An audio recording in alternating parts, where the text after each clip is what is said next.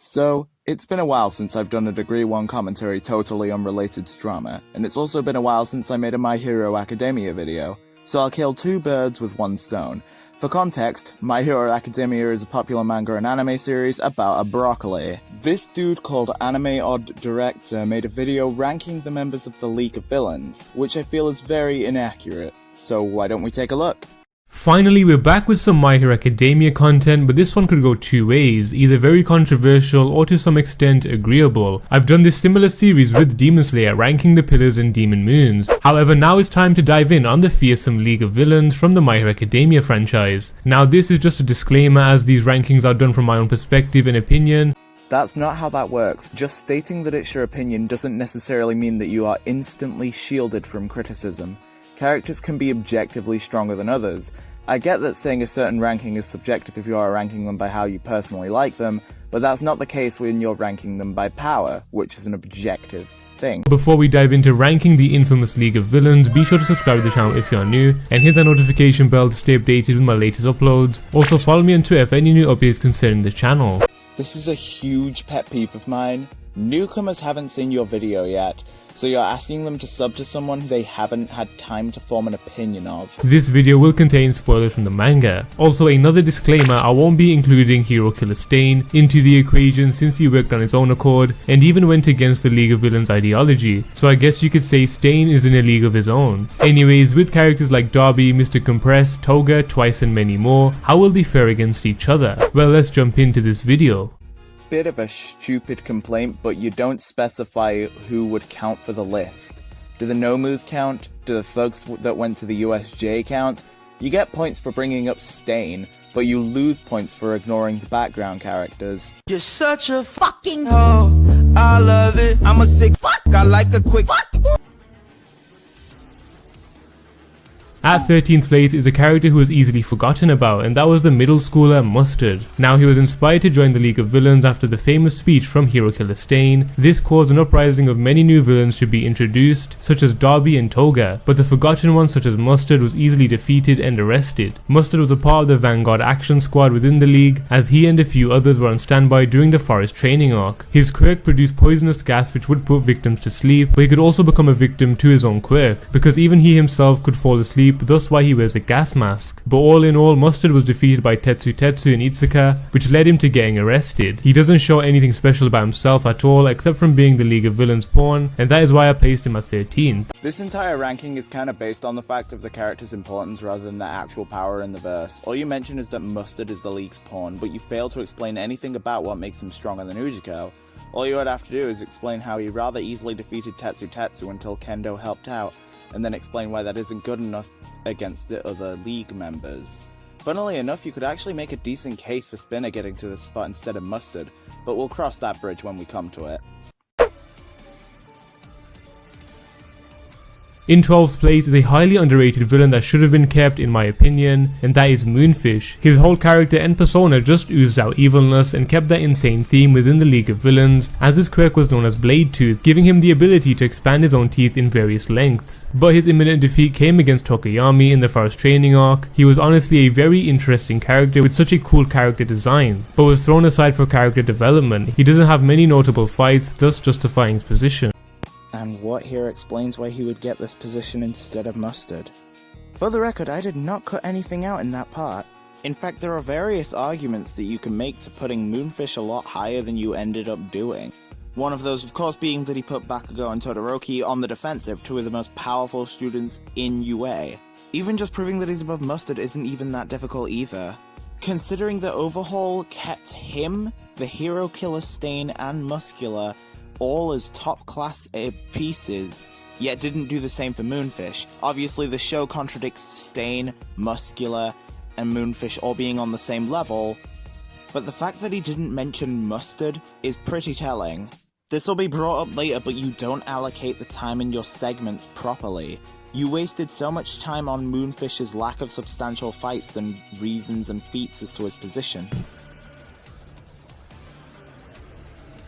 Moving on to 11th comes in Magnay, her character in itself going toe to toe with Tiger from the Pussycats, as well as having that honor which made her unbreakable. Her quick-wittedness was also impressive, coming to an immediate conclusion that Muscular was defeated by Deku, although mostly everyone expected Muscular to win. Her role was pivotal in the kidnapping of Bakugo, but to be fair, that's the only part she really played when it came down to presenting her strength and quirk. Her quirk was magnetism, which allowed her to apply strong magnetic polarity to people around her within a 4.5 meter radius. She could magnetize a person's entire body or specific portions. Men are polarized south and women are polarized north. Magnay couldn't magnetize herself. Magnay dies from being affected by Overhaul's quirk. That is the end of her story.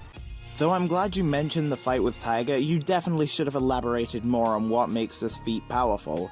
It's not even that difficult either. All you would have had to say is that Tiger can beat characters such as 5% One For All Deku, while Moonfish had trouble getting past Todoroki's ice, something that Bakugo has been able to block and break.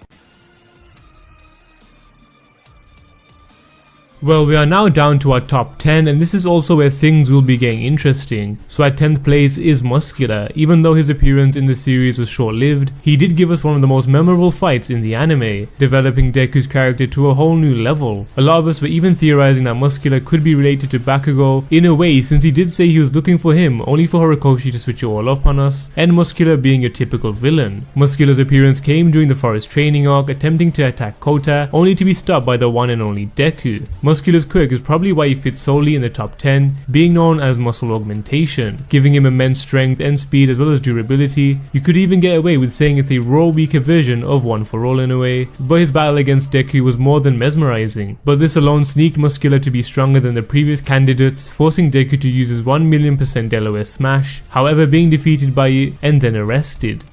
There's further failure to elaborate on the point that you were making as to why it makes Muscular so powerful and so high on the list.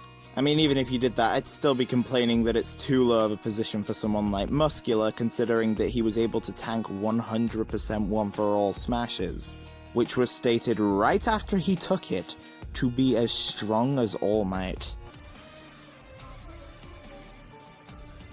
In 9th place is a character that could be argued against from being in this position, but his technique and swordsmanship lands him at 9th place. That is Spinner. Oh no. His quirk is known as Gecko, which grants him the gecko-like face and ability to stick to walls, but that's pretty much it when it comes down to his own quirk. The rest of his abilities come from his technique. Using a makeshift sword to go up against foes, he was also inspired by Hirokilla Stain to join the League of Villains, as you could tell by his attire resembling Stain. Spinner alongside Magnay were able to defeat Pixie Bob, but was then suppressed by Mandalay's telepath quirk. Like the other villains, he also doesn't have much notable battles, but is there for the development of the League. He is a rational character that can think on his own and doesn't rely on Tamura's statements, just how Hirokilla Stain was towards Shigaraki. Even though Spinner doesn't get the limelight on him as much, his participation and efforts to improve the League of Villains is what grants him a place in the top 10, also perfecting his sword style alongside his gecko quirk. Remember when I said we'd cross the bridge of Spinner belonging at number 13 potentially when we came to it? Well, we're at that bridge right now. The problem with Spinner is everything he's done has a negative side to it. Everybody that he's fought has been basically useless when it comes to their quirks, or he's been totally destroyed. He was bodied by the incited citizens from Trumpet, and against Mandalay, she's basically quirkless considering that her power is useless in combat.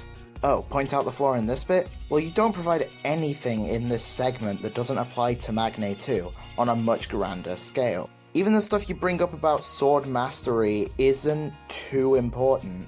Stain also had sword mastery, but he's not really that great compared to characters who don't have sword mastery, such as All For One. So even the stuff that doesn't really count towards Magnay is too inconsequential to matter. At 8th place is Mr. Compress. We were all instant fans of him due to the persona he carries whilst wearing the mask. He was the main reason as to why the League of Villains were able to kidnap Bakugo so easily, with Mr. Compress using his quirk Compress to encapsulate Bakugo in a spherical marble and take him to the hideout. His quirk comes with many advantages, especially when it comes to tasks like kidnapping or carrying heavy objects. This quirk alone makes him very powerful in that respect, but was also a victim to one of Kaitosaki's attacks. Mr. Compress lost his arm due to Overhaul, but was able to exact revenge on him after Tamura and the gang infiltrated the police van carrying the Yakuza boss. Mr. Compress also played a pivotal role against the Meta Liberation Army, then being named as one of the lieutenants of this massive army of over 100,000, most recently being seen riding on top of Gigantomachia in the latest chapters of the manga. So there does seem to be an attempt to explain why Compress is more powerful than the characters go before him. But then the problem is there's basically nothing that could have helped solidify this position to those who are doubting it. His speed and durability, particularly durability, are impressive too, and they wouldn't be super difficult to prove. Also, what exactly does Compress do against the Meta Liberation Army? Spinner fights Trumpet, Toga fights Curious, Twice fights Skeptic, Darby fights Gessen, Tomura fights Redestro, and Compress literally does nothing.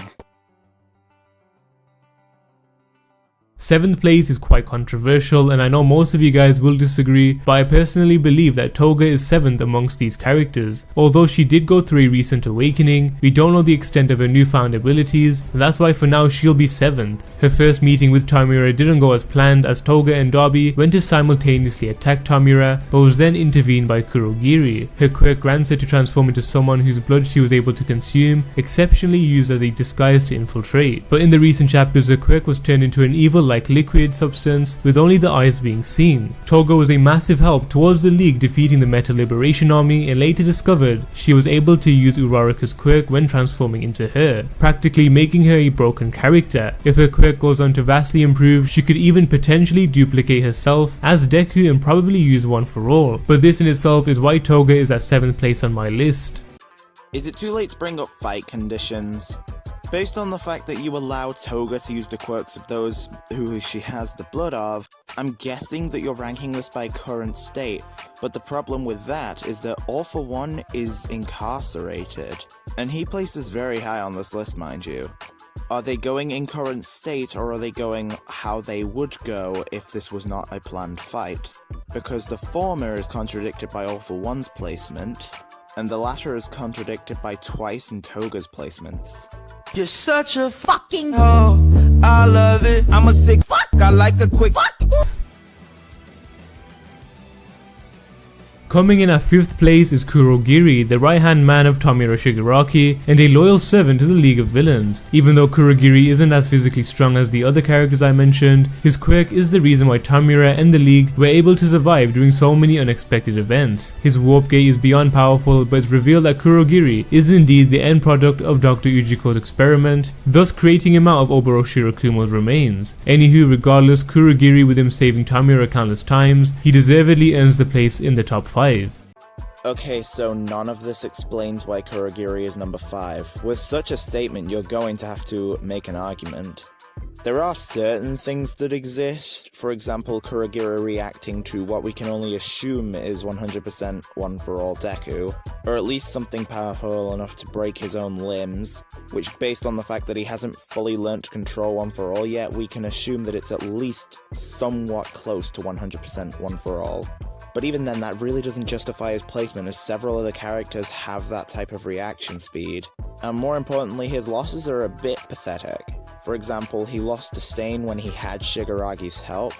He lost to Gran Torino rather effortlessly. Yeah, so did Darby, but we'll get to that. And the fact that Bakugo was able to topple him. Now, the difference between Kurogiri's loss to Gran Torino and Darby's loss to Gran Torino is that Darby was already restrained when he was defeated. And more importantly, the real argument as to why this doesn't count as much is because Darby's body is what's weak here, not necessarily his quirk. It's where he can do things such as hold off Getten, but at the same time he's one shot by an old man. Now we are down to our top 4, so 4th place is Darby. His unknown character was able to achieve so much for the League of Villains, with his quirk Cremation igniting blue flames to instantly burn down foes or objects. Only one drawback is that it takes him some time to regenerate the energy to burn his flames again. But the reason to why he is in the top 4 is because of his achievements. Attacking the likes of a profound hero such as Eraserhead, capturing Bakugo, burning 6 low-class villains to death, playing a part in the death of Snatch, trapping the number 1 hero Endeavor and number 2 hero Hawks in his Sea of Flames, attempting to prove his worth against Gigantomachia and many more. Most recently, his one-man annihilation against the number 2 hero Hawks, repeatedly burning him to the point where Hawks is weakless and cannot move. Darby is a massively underrated villain in the series, and we all still don't know what his goals are. A villain clouded in mystery.